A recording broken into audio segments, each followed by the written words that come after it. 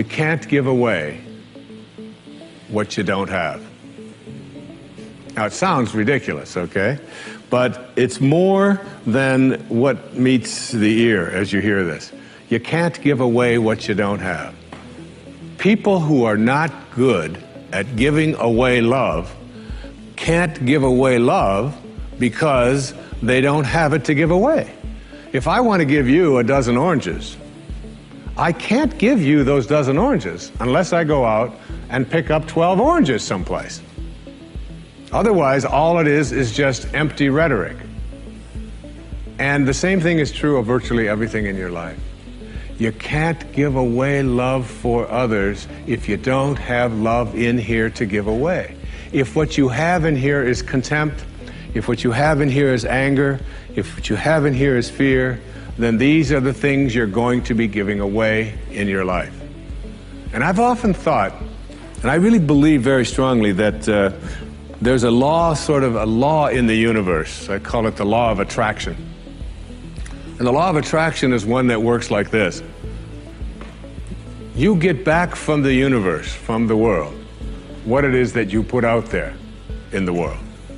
And if you're putting out there into the world that I am not worthy of attracting something beautiful into my life, that the universe will respond back to you with exactly that message.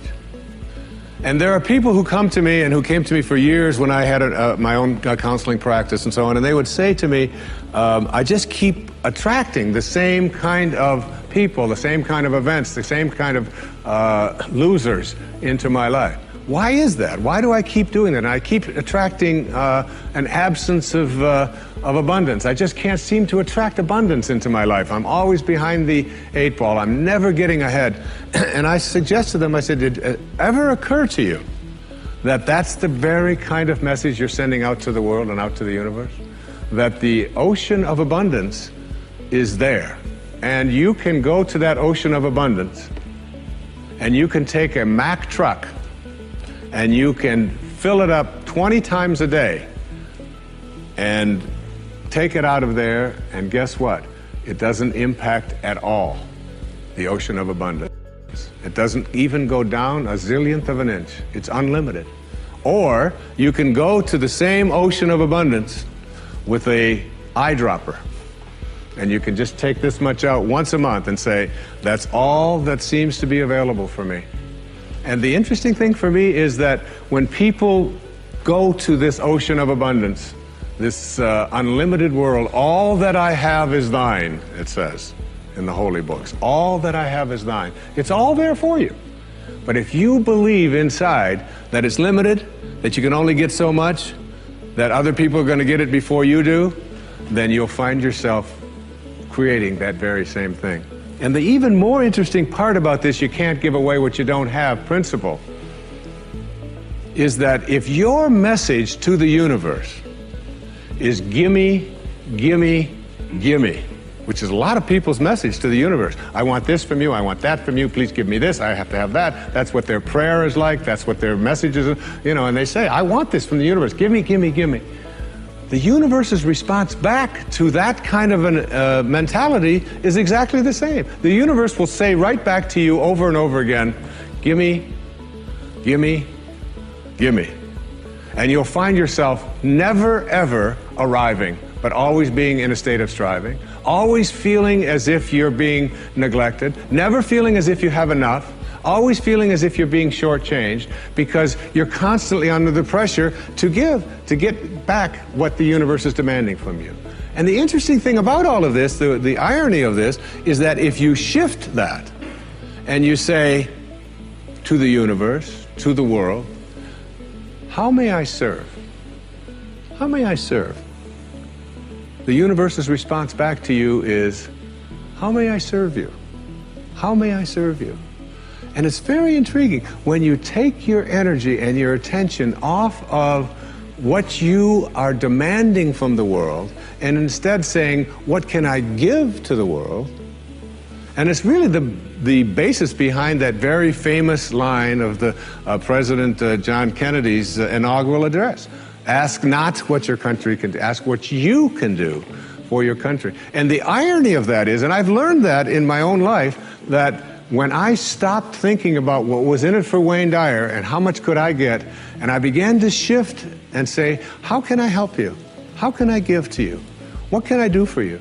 And people who write to me, I send them something. When I encounter somebody that needs help of some kind, I'm very often just giving that to them. And then I find that it just keeps coming back into my life. And once I shifted that energy off of what can I have into what can I give, it seemed to me that the universe responded back with the very same message. What can I give to you? And the most incredible and wonderful and beautiful abundance has flowed into my life in every way that I can possibly think of. You can't give away what you don't have. There are no justified resentments. And this is a very difficult principle for many people to get, but one that I believe very strongly in. I was in a group one time of drug addicts and alcoholics. And I was one of the people that was a sponsor and leading this group. And the sign on the wall said, there are no justified resentments in this group. And what I said to that group that night was, no matter what anybody says to you here, no matter what kind of anger comes directed towards you, no matter how much hate you may encounter showing up in your life, there are no justified resentments. Meaning that if you carry around resentment inside of you about anything or about anyone, and I'm talking about the person that you lent money to and hasn't paid you back. I'm talking about the person in your life that you feel was abusive in your life. I'm talking about the person who walked out on you and left you for somebody else. I'm talking about all of the things that you have justified in your heart and in your life that you have the right to be resentful about. And I'm suggesting to you that those resentments will always end up harming you and creating in you a sense of despair. I've often said that no one ever dies from a snake bite. The snake bite will never kill you. You cannot be unbitten. Once you're bitten, you're bitten. But it's the venom that continues to pour through your system after the bite that will end up destroying you. Have a mind that is open to everything and attached to nothing. One of the central principles of my life is that no one knows enough to be a pessimist about anything. And that each and every one of us, when we close our mind to what is possible for us or what is possible for humanity, closes off the genius that resides and lives in each and every one of us. Having an open mind doesn't necessarily mean finding fault with all of the things that you've been taught by others. It means opening yourself up to the potentiality and the possibility that anything and everything is possible.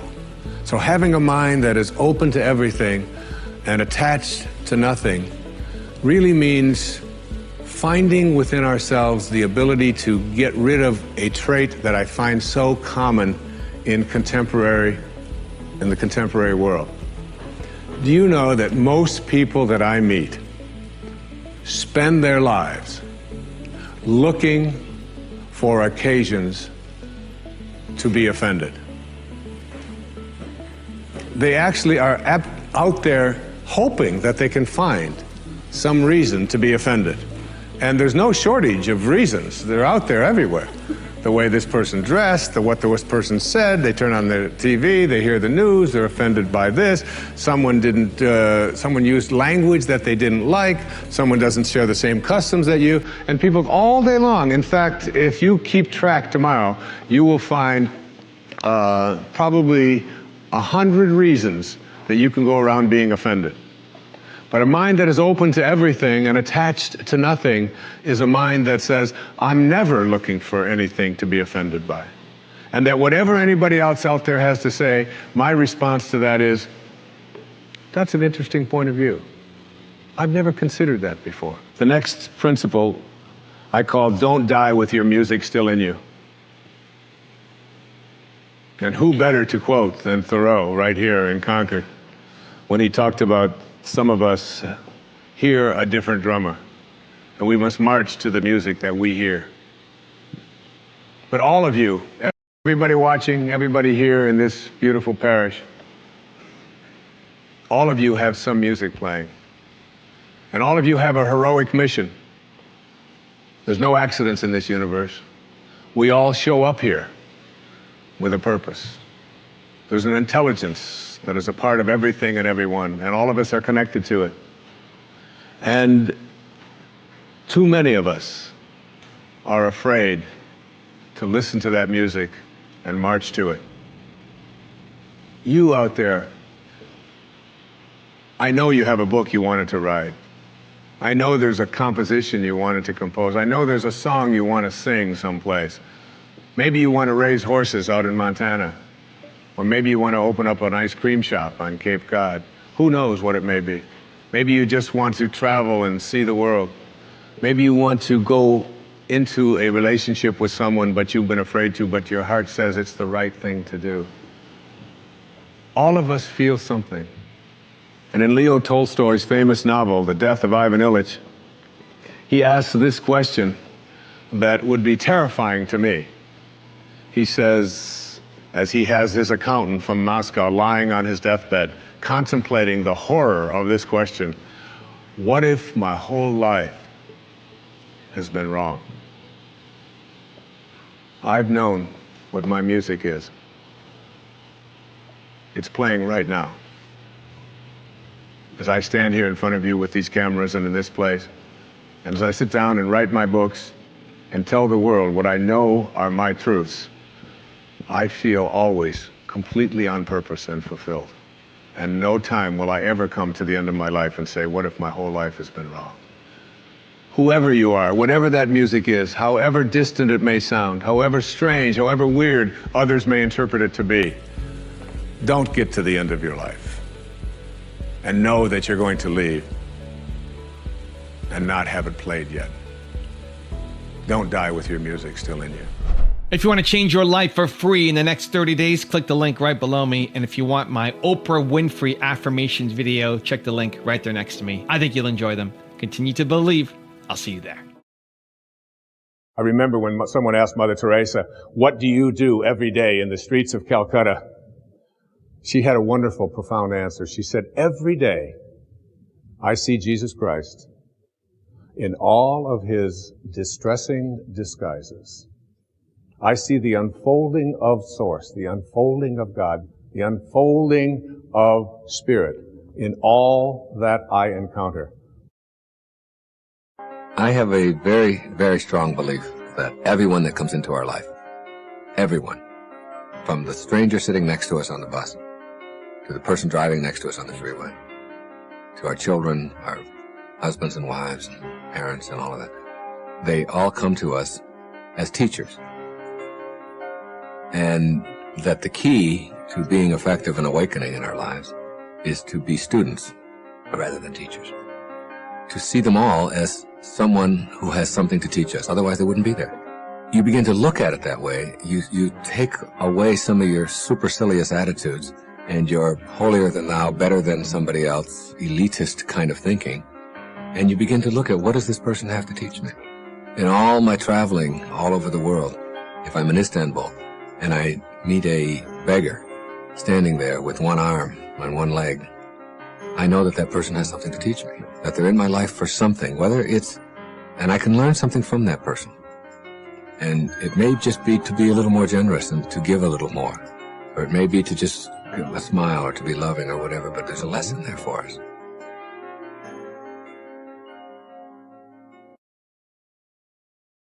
If you go out and just go for a walk this afternoon when you get home, just look at the perfection of all that is. Just look at the clouds, and look at the sky, and look at the ocean, and look at the trees, and look at the leaves, and even more important, look at the space between the leaves. And look at the invisibleness and the perfection of how everything is. There's a constancy, if you will. And this constancy is always there. And your goal, my goal, in the time that I have with you here today, is to convince you to go to a place within yourself where you can emulate that divine perfection which requires you to do nothing, which never uses force, which never pushes itself. The most important thing that you can get out of this is to understand that you are a choice-making individual, and that all of the conditions that you find yourself in your life, all of the circumstances of your life, all of the emotional reactions that you have to all of the people and all of the things and events and so on that take place in your life are really choices. And that's a very difficult thing for a lot of people to get, because they're raised to believe that I can't help the way I feel. I have a right to be miserable when somebody treats me in a certain way. I can't help it. I've always been that way. It's just my nature. It's just the kind of person that I am. People use things like I'm Italian, or I'm from New York, or I just grew up in a family that always talked to each other like this, and I can't help myself. And these are the kinds of things that I really wanted to attack and eradicate from your thinking. That is, that you can't help the way that you are. You indeed are the product of all of the choices that you've made up until this moment. And if you do not like what your life is about, I'm always reminded of James Allen in As a Man Thinketh. He said that circumstances do not make a man, they reveal him. And the circumstances of your life truly reveal what kinds of choices that you have made up until now. Which means that in order to rid yourself of erroneous owns, or get past the negativity and the doubt and the judgment and the kinds of emotional reactions that get in your way, you have to put responsibility first and foremost on yourself. You have to rid yourself of the inclination to blame other people for what is wrong with you, to blame your circumstances, to look backwards in your life and look at your family and come up with all kinds of real nice explanations, but they really don't help you to get past these kinds of emotional reactions. When you change the way you look at things, the things you look at change. Albert Einstein once observed that you have the most fundamental and major decision that you have to make in your life is this: do I live in a friendly or a hostile universe? Which is it? Is it a universe that is filled with hostility and anger and people wanting to hate each other and people wanting to kill each other? Is that what you see? Because when you see the world that way, that's exactly what you will create for yourself in your life. This is from great scientific minds. But what you do put out in the world is exactly what's coming back to you. And if you find things coming back to you that you don't like and don't understand, don't ask yourself why these things are coming to you. Ask yourself what you're doing to make them come back to you. And when you start putting the responsibility on yourself, you'll start seeing dramatic changes. Dramatic changes. And there are people who come to me and who came to me for years when I had my own counseling practice and so on, and they would say to me, I just keep attracting the same kind of people, the same kind of events, the same kind of losers into my life. Why is that? Why do I keep doing that? And I keep attracting an absence of abundance. I just can't seem to attract abundance into my life. I'm always behind the 8 ball. I'm never getting ahead. And I suggested to them, I said, did it ever occur to you that that's the very kind of message you're sending out to the world and out to the universe? That the ocean of abundance is there. And you can go to that ocean of abundance and you can take a Mack truck and you can fill it up 20 times a day and take it out of there, and guess what? It doesn't impact at all the ocean of abundance. It doesn't even go down a zillionth of an inch. It's unlimited. Or you can go to the same ocean of abundance with a eyedropper. And you can just take this much out once a month and say, that's all that seems to be available for me. And the interesting thing for me is that when people go to this ocean of abundance, this unlimited world, all that I have is thine, it says in the holy books. All that I have is thine. It's all there for you. But if you believe inside that it's limited, that you can only get so much, that other people are going to get it before you do, then you'll find yourself creating that very same thing. And people who write to me, I send them something. When I encounter somebody that needs help of some kind, I'm very often just giving that to them. And then I find that it just keeps coming back into my life.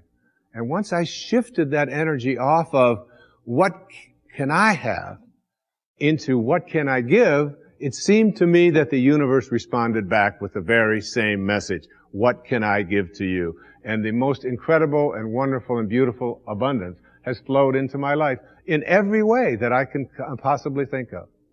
You can't give away what you don't have. So take a look at an inventory of what you do have. How much do you love yourself? How much kindness do you have in you? How much peace do you have in you? How much joy do you have in you? And if you're able to give that away as many times as you can in a given day, watch and see how much more of that continues to show up and come back in your life. Okay? I know you have a book you wanted to write. I know there's a composition you wanted to compose. I know there's a song you want to sing someplace. Maybe you want to raise horses out in Montana. Or maybe you want to open up an ice cream shop on Cape Cod. Who knows what it may be. Maybe you just want to travel and see the world. It doesn't matter what it is you do. You could be a cab driver, a teacher, a factory worker, a manager. What matters is that you put your attention on how may I serve. Think of the people you go to, whoever you are in your path. You can run an entire business this way, not being attached to outcome, putting attention on service. Your life becomes about living those virtues. How can I serve? How can I be gentle? How can I be reverent? Thinking like that means you're living in meaning. Living the virtues is all we need to do. Of being receptive, kind, loving, beauty, abundance. When you're in this place, the universe conspires with you to create the right people, the right things. It all shows up. It's not your ego. I don't do it. It's called surrender. It's called, in the recovery movement, we call this letting go and letting God. Just letting go. You have a senior partner, if you knew, who walked beside you at all times on this path that you've chosen, you could never have another doubt that this would work. And I'm telling you, you tuned in today on this PBS show to listen to somebody who has believed. Not only do I believe in this and write about it, speak about it, I live it every day of my life. It always works. Surrendering to something that is bigger than you, that you are connected to, and that's really in control of everything. There's a place deep within us that wants to feel fulfilled. That wants to know that my life has made a difference. That I've left this place, this planet that I've lived on, better than when I arrived.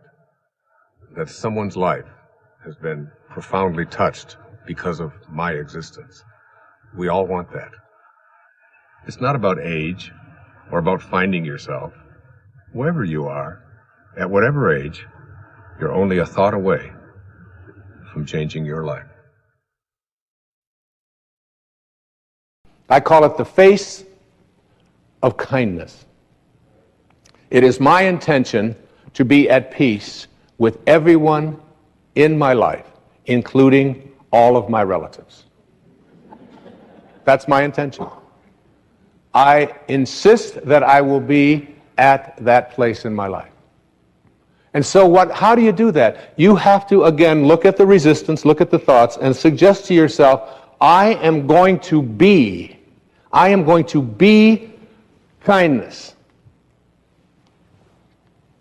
Yesterday, we went to a movie. I came home from the movie, and there was a man on the street in Boston who was homeless. And he was mentally challenged, obviously. And he had a little cup, and he asked for some change.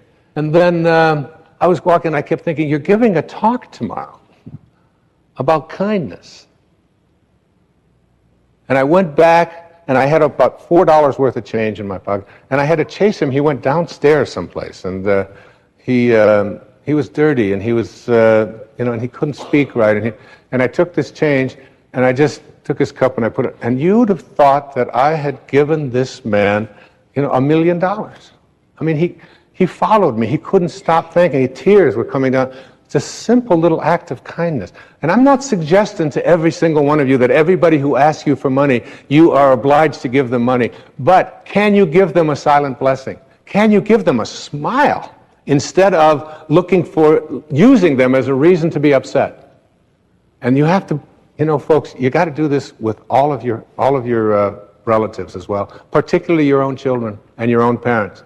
You got to look at them and see every time that I have a thought that is not one of kindness, what I am doing is I am leaving the source and taking on ego consciousnness.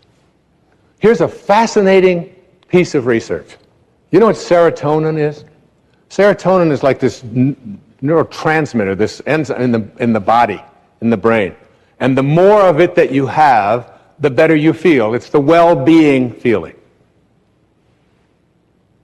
And this well-being feeling is something that antidepressants are designed to stimulate. So that when you take these names that have become common out there, we associate this with, they are designed to stimulate the production of serotonin. Here's a fascinating study that was just completed. That any person who is the recipient of an act of kindness has their serotonin levels increased just because they received an act of kindness.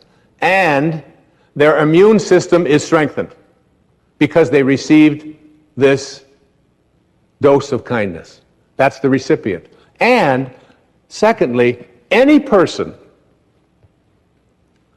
who is the giver, the provider of an act of kindness, anything you ever do which is providing an act of kindness, if you are the provider of an act of kindness towards anyone, but particularly towards the people that you're close to in your life, and particularly towards strangers with just a smile or an act of kindness, or, I can afford a quarter, I can afford $1, I'm going to go back. And just, and not making a big deal about it, the serotonin levels in you are increased to the same degree that they are in the receiver. And so is your immune system strengthened. You want to strengthen your immune system? Be kind.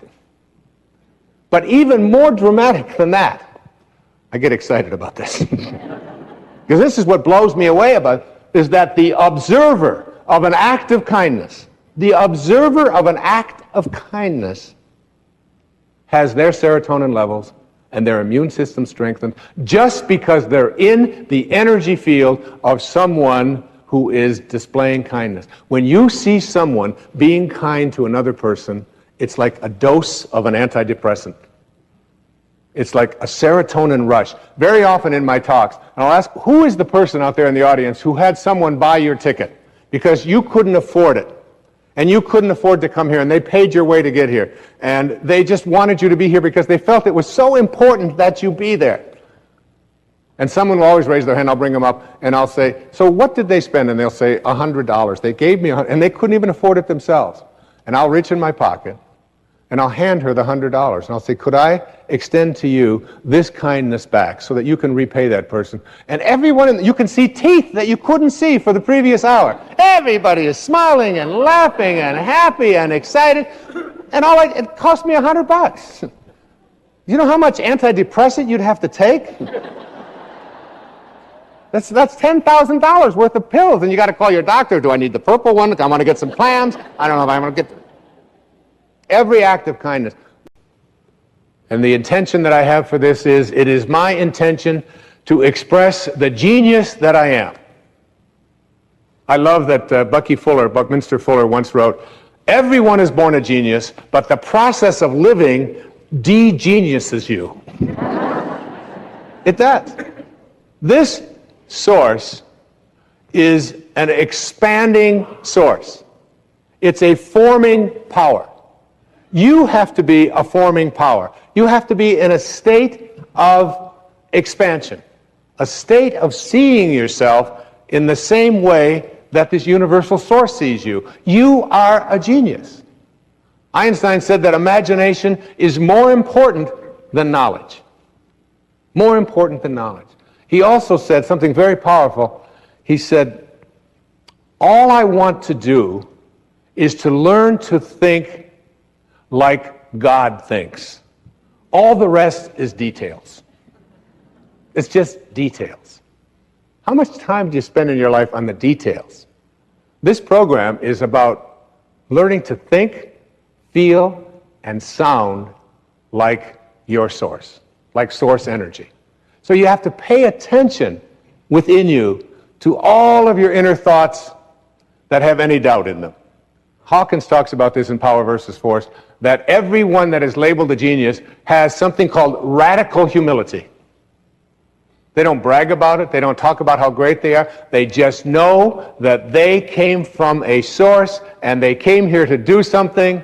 And to me, I have people that show up in my life who think that because I can get up in front of an audience or because I can sit down and write, that this makes me a genius.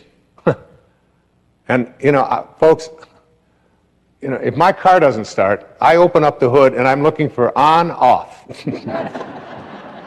Hoping to find a switch in there. That's just, because otherwise I am completely challenged when it comes to fixing things. And I want it that way. I encourage that, all right? I don't want to be spending my energy fixing screen doors, and I've made that really clear. So I just manifest screen door repairers in my life. The way that you stay with this field of expansion is that you align with the spiritual energy that is really the genius from which you originated. You are a genius. One of the most important things that you can do is look for the genius in others. See it in everyone, in everything that they do, and remind them of that. I have 8 children. Every single one of them is a genius in their own way. Every one of them. One of my daughters is, who you'll be hearing in a few moments, is a genius when it comes to taking the microphone and singing. One of my daughters has such power in her ability to get on a horse and to take little children and to show them how to ride a horse. And she looks with her long, flowing blonde hair when she's out there, and she takes these little children, and she just touches my heart, and it's so powerful. And she knows that this is her purpose. Her purpose has something to do. She can't ever stop thinking about anything that doesn't have something to do with horses. Every paper she ever had to write in school has something to do with that. She's her own little genius. I have a son who is who's a surfer, and who's also made up his own language. He speaks a language that he and a few of his friends can do. And I have a brother. My brother David is the same way. He created a language when we were 13 and 14 years old, and I still speak it today. And nobody else understands anything about it whatsoever. If I say Clodopole, Dipeka, or the Beatty Banal, only my kids will know what I'm talking about. There's not a person in the whole country. My brother Dave watching this, he'll know what I'm talking about. That's a genius. All of my children have this in one form or another. And each and every one of you have that as well. Don't let life de-genius you. You came from a source that creates perfection. Your creative impulses are real, they're vital, they're worthy, and they crave expression. The fact that you can conceive of them is proof of this. Your thoughts are real, they're pure energy, and they're telling you to pay attention and get that connecting link to the power of intention polished up through living at different levels than you've accepted as normal or ordinary. At these levels, everyone is a genius. Appreciating the genius in others. Every person you interact with should feel the inner glow that comes from being appreciated, particularly for the ways in which they express their creativity. A core theme which strengthens the flow of the power of intention is wanting for others as much as you intend for yourself. Appreciating the genius in others attracts high levels of competent energy to you. By seeing and celebrating the creative genius, you open a channel within yourself for receiving the creative energy from the field of intention. My 16-year-old son Sands has a unique way of riding a surfboard unlike everyone around him in the ocean. I encourage him to do what comes naturally and express it with pride. He also created a unique language of communication similar to my brother David, which others in the family and close personal acquaintances emulate. Creating a language that others use is the work of a genius. I tell Sands this, and my brother too, whose unique language I've spoken for over half a century. My daughter Sky has a distinctive, one-of-a-kind singing voice that I love. I tell her so and point out that this is an expression of her own genius. All of my children, and yours as well, including the child within you, have unparalleled characteristics in many of the ways they express themselves. From the way that they dress, to the little tattoo, to their signature, to their mannerisms, to their unmatched personality quirks, you can appreciate their genius. Notice and appreciate your genius as well. When you're just like everybody else, you've nothing to offer other than your conformity. Take the road of seeing the face of God in everyone you encounter. Look for something to appreciate in others and be willing to communicate it to them and anyone who's willing to listen. When you see this quality in others, you'll soon begin to realize that this potential is available to all of humanity. This obviously includes you. Recognizing genius in yourself is an integral part of the dynamic. As Dr. Hawkins tells us in Power versus Force, until one acknowledges the genius within oneself, one will have great difficulty in recognizing it in others. Genius and simplicity. Begin to realize the intention of this chapter by uncomplicating your life as much as possible. Genius thrives in a contemplative environment where every minute isn't filled with obligations or hordes of people offering advice and insisting on your constant participation in ordinary mundane endeavors. The genius in you isn't seeking confirmation from others, but quiet space for its ideas to blossom. An uncomplicated life with fewer intrusions tolerated in a simple setting allows your creative genius to surface and express itself. The simplicity establishes a link to the power of intention, and your genius will flourish. There was a man his name was Francesco, and we named the city of San Francisco for this little monk. He gave up all of his worldly possessions. And he provided us with a message. Remember earlier I said Einstein's observation that all of us, everybody else is concerned with details. All I want to do is learn to think like God. Do you see what he meant now? Can you see that? He wants to think and sound and feel like his source. Well, Francesco, who later became known as St. Francis of Assisi, a place where I've visited many times and feel a very deep and powerful connection. The words to that I'd like you to play over and over again. The words to that are very powerful words. Make me a channel of your peace. Where there is hatred, let me bring love. Where there is injury, pardon. Where there is doubt, faith. Where there is despair, hope. Where there is sadness, joy. It's not a prayer. It's not a religious statement. It is a beautiful technology for teaching us to bring the presence of higher, spiritual, divine, organizing intelligence to the presence of every energy that is not of this source. Every energy of hatred, anger, fear, worry. And we need it in the world more than we've ever needed it before. I'd like to suggest to you that when you learn to connect to intention, as I've been discussing here in this program, that something will happen as you go out into the world. You will find that your presence will do things to other people, even without you being aware of it. When you are at this level, one of the things that happens is you begin to instill calmness. We convince others by our presence, said Walt Whitman. People will feel calmer when they're around you. You ever be in a group of people where you instantly know that when you're around them, it just feels good. You feel better about yourself just for having been in the room with them? That's what will happen. And there's also people who, when you're in the room with them, you want to run away because they bring very low energy. And people say to me, you know, other people are always bringing me down. I'm working with, if you knew what my family was like, if you lived with the people I live with, you wouldn't be saying these kind of things. And I say, low energy people can never bring you down. You have low energy because you hate people for hating you. You get angry at people for being angry at you. You judge people for judging you. You join others in their low energy. What did Sky just say? Make me a channel of your peace. Don't send me peace. Francesco didn't say, I need some peace. I'm short of peace. But this is only peace. It can only provide. Make me a channel of this. Allow me to be this.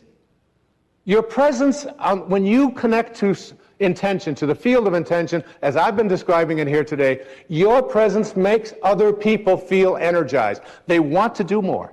They want to write. They want to create their music. They want to make Mr. Holland's Opus. It's like, who doesn't love that movie? And it isn't because it was such a great movie, which I think it happens to be, but it was because everybody, every one of us has that in Rocky. How many people saw Rocky? Remember Rocky by Sylvester Stallone? And you walk out of there, and you might despise boxing, but you go, there's a Rocky in me. We all feel, you walk out of there, you just feel like, it's like your presence makes others feel connected and uplifted. Your presence makes others people feel purposeful. It inspires them to greatness. And there's also an impact that you have on the consciousness of all of humanity. In Power versus Force, again, Hawkins speaks about what happens to us. What happens to us when here we have in this room probably 1,000 or more people in this beautiful, majestic theater in Boston. Just by your being here, just by watching this program and taking on some of these ideas, you change the energy of the entire planet. Everything is connected to everything else.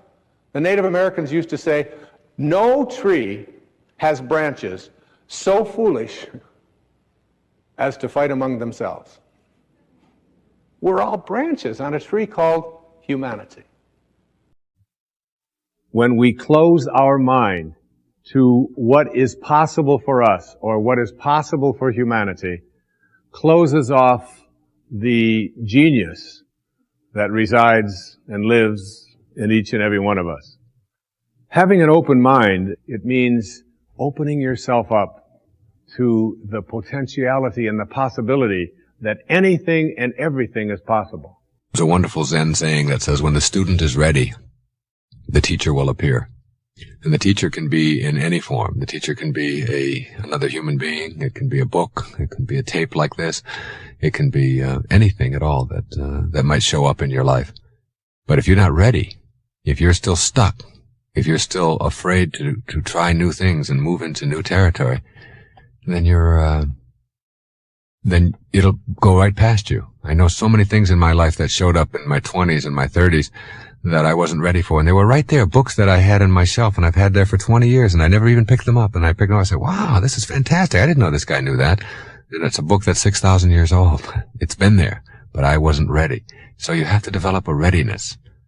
And what you have to do is learn how to get rid of the prejudices in your life. And the word prejudice means to prejudge. And I'm not talking just about what we think of as the typical prejudices, which are racial prejudices and things like that. But I'm talking about the willingness to prejudge life, to tell yourself that this is something that I wouldn't enjoy. This is something I couldn't do. This is an activity that just wouldn't work for me. And then it keeps you from trying all of these new and delicious and exciting new things. What I'm really advocating here is an openness to new experience. Do you know that most people that I meet spend their lives looking for occasions to be offended? They actually are out there hoping that they can find some reason to be offended. And there's no shortage of reasons. They're out there everywhere. The way this person dressed, what this person said, they turn on the TV, they hear the news, they're offended by this, someone used language that they didn't like, someone doesn't share the same customs that you, and people all day long. In fact, if you keep track tomorrow, you will find probably 100 reasons that you can go around being offended. But a mind that is open to everything and attached to nothing is a mind that says, I'm never looking for anything to be offended by. And that whatever anybody else out there has to say, my response to that is, that's an interesting point of view. I've never considered that before. There's a wonderful poem by James Cavanaugh, who's a dear, dear friend of mine, one of the finest poets in the country. It's called Someday. And he says, someday I'll walk away and be free, and leave the sterile ones their secure sterility. I'll leave without a forwarding address, and walk across some barren wilderness, to drop the world there, then wander free of care, like an unemployed atlas. It's a nice image, isn't it? Just to be able to wander. I remember reading one of my favorite books ever by one of my favorite authors, John Steinbeck. In his mid-60s, he took off across the country with a dog named Charlie. And he wrote a book about it called Travels with Charlie. Just him and his dog. And he just took off and went through all the different byways and the little highways of America and wrote his observations on what he was seeing. And almost everyone I ever share that story with or have them read Travels with Charlie, they always come back and say, I'd like to do that. That's really exciting. Yet so many people don't do that. They get hung up on their secure sterility, or they have this whole notion of perfectionism. And Churchill had a wonderful quotation. He said, the maxim that nothing avails but perfection may be spelled paralysis. Because if you believe that things have to be perfect and you have to do things in a certain way and you can't do them any other way, then you become paralyzed. If you believe in imperfection and that it can never be perfect, then you're going to be paralyzed all your life. You want to transcend that. You want to go past that need for perfection and just live. Progress is impossible if you always do things the way you've always done things. But the other word in this, what Talopa said, is be attached nowhere. Be attached nowhere. Attachment really means I am deluding myself into a belief that if I can't have or if I can't do this or that thing, then somehow I am going to become immobilized. So an open mind that is detached. Let me ask you a question. How would you feel if you won the lottery? How would you feel if you suddenly found out that you had $1 million a year guaranteed for the next 20 years? How would you feel? Well, the answer always is, I would feel secure. I would feel blessed. I would feel safe. I would feel thrilled. I would be happy. I would be ecstatic. I would be joyful. And my response is, I can't guarantee you the lottery because God handles the details. But I can guarantee you bliss, security, happiness, joy. All you have are your feelings. That's the currency of the heart. The intellect's currency is analyzing and figuring. But the currency of the heart is your feelings. All you want to do is be at peace. That's all you're looking for on this time that you're here, in this parenthesis in eternity called your life.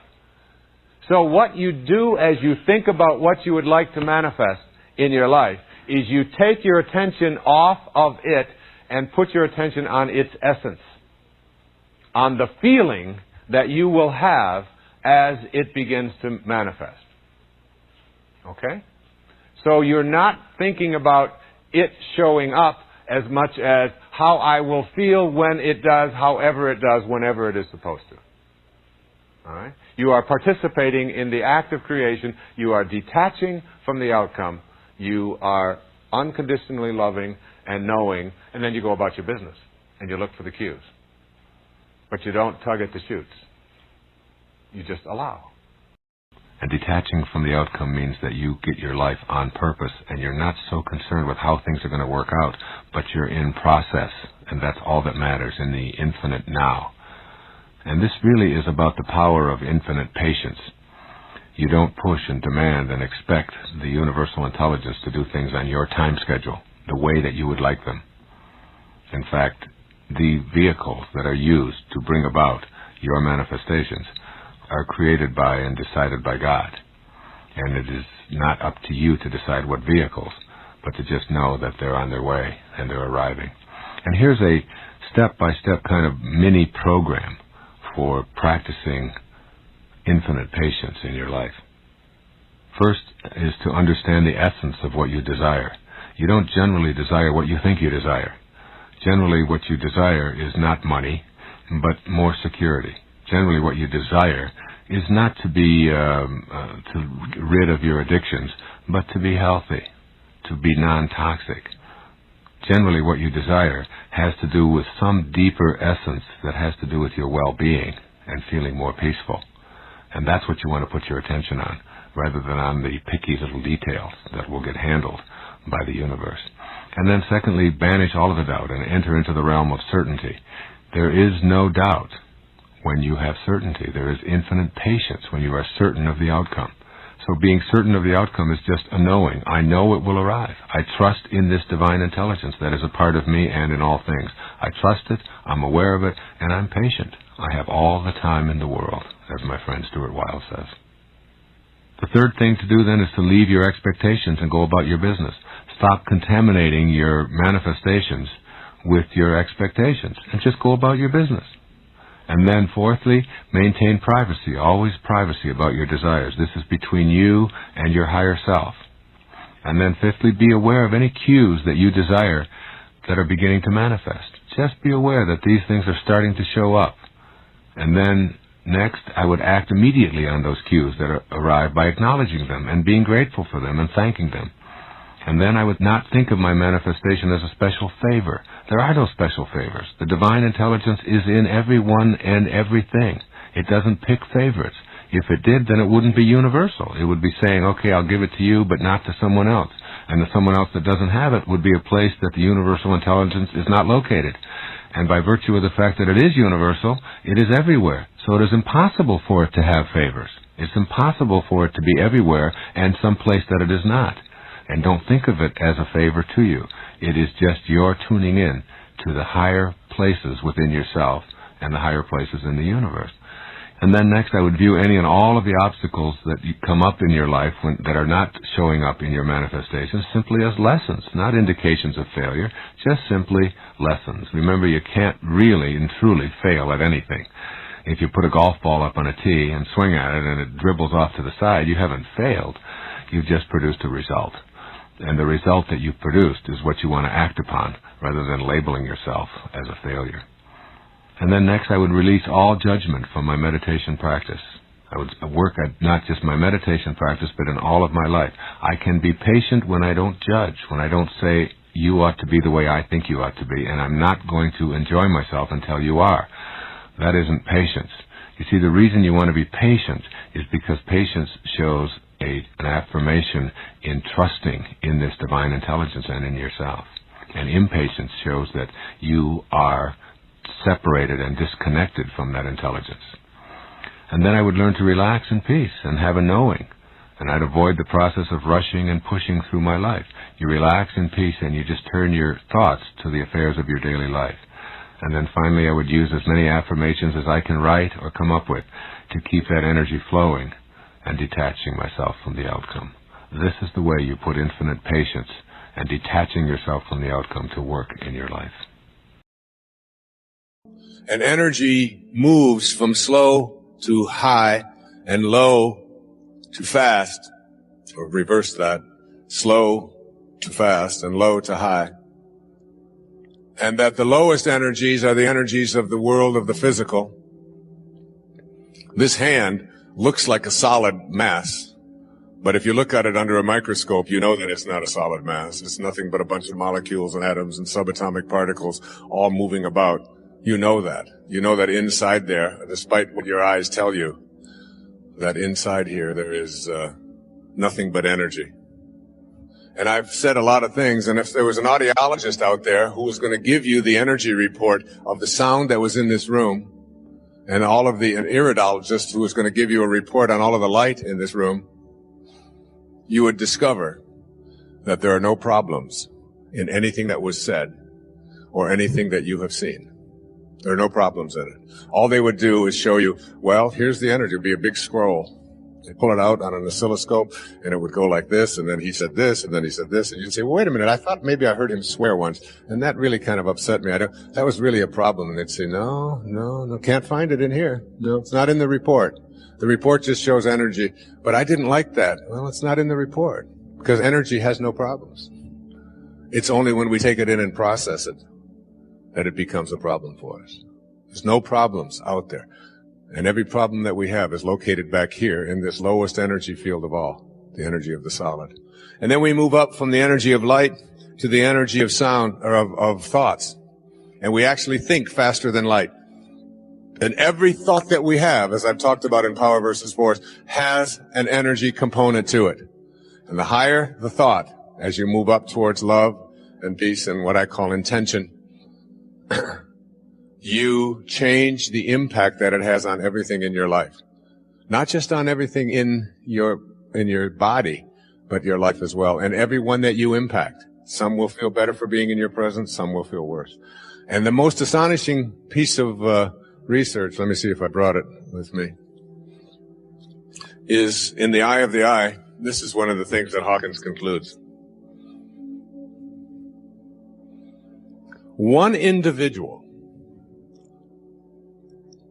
who calibrates at 700, if we had one individual calibrating at 700 on this planet, they would counterbalance the negativity of 70 million individuals who calibrate below 200.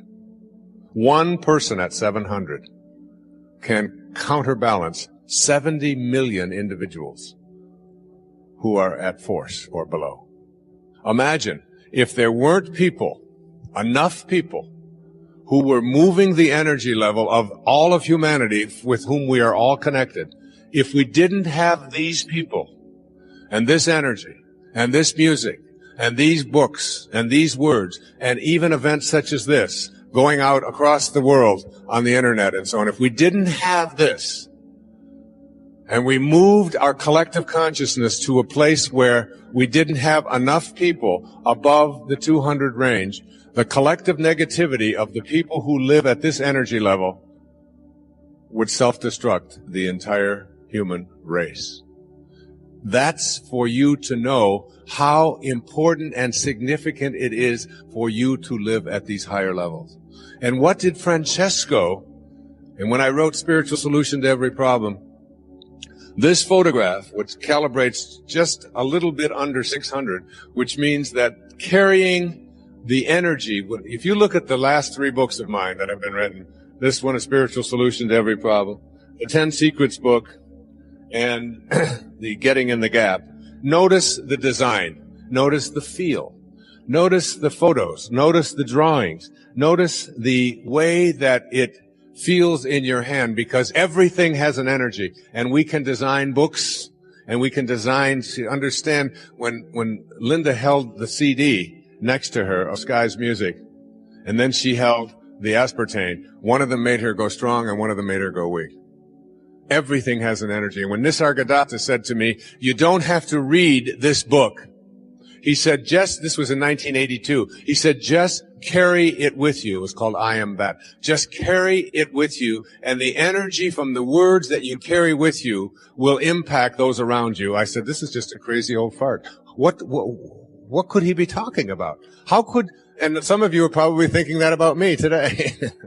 How could a person say that just carrying something around could impact? And then I began to see the research, and Power versus Force came into my life, and Dr. Hawkins, and I began to see that I can make an impact and a difference just simply by the things that I carry around with me, what I wear, how I speak, what I listen to.